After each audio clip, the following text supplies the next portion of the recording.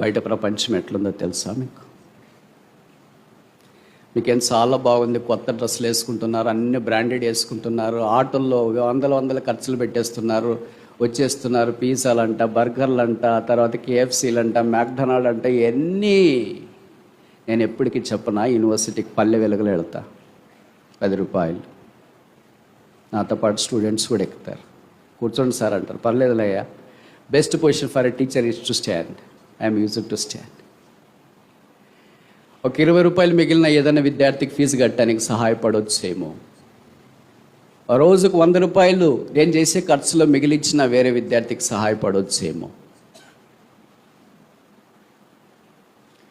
దేవుడు మనకు పైనుండే పంపించాలా, ఆకాశం నుండి అంటే మనమేం పైనుండి దిగిరాలే, కింద నిండే వచ్చినాం. ఒకసారి మనం ఒక స్థలాలకు వెళ్ళిపోయిన తర్వాత ఏ రాత్రి నుండి చెక్కబడతామో అలా ఎట్లా మర్చిపోతాం. ఏ గోతి నుండి త్రోవబడతామో ఆ గోతిని ఎలాగ మర్చిపోతాం. ఇదే తిరుపతిలో అన్నం లేకుండా నేను తిరిగా, ఇదే తిరుపతిలో సరైన బట్టలు లేకుండా నేను తిరిగా, ఇదే తిరుపతిలో సరైన వస్తువులు లేకుండా నేను తిరిగా, ఇదే తిరుపతిలో నిరాశ్రయంగా నేను తిరిగా. మర్చిపోగలనా?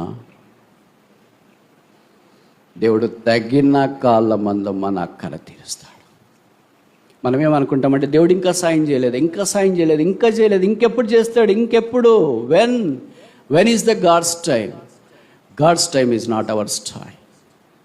దేవుని సమయం మన సమయం కాదు, ఆయన సమయం ఉంది. యోహాను సువార్తలు అన్నాడు, మరీ వచ్చింది 2వ అధ్యాయంలో, అయ్యా వారికి ద్రాక్షరసం అయిపోయింది పెళ్లి విందులు అంటే ప్రభు అన్నాడు, నా సమయం ఇంకాను రాలేదు.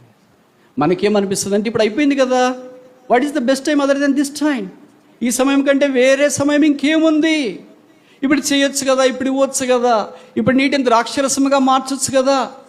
ఆ రాతి బాణలో ఉన్న నీళ్ళన్నీ అయిపోతే తప్ప దేవుడు మనకు సహాయం చేయడానికి మన రిసోర్సెస్ అన్నీ ఎగ్జాస్ట్ కావాలా, మన శక్తి అంతా ఎగ్జాస్ట్ కావాలా, మన యొక్క మార్గాలన్నీ మోయబడాలా. మనకు అన్నీ మోయబడిన తర్వాత దేవుడు ఆకాశపు వాకిండ్లను విప్పి పట్టుసాలంతా దీవెనకరమైన వర్షము కురిపించువాడు.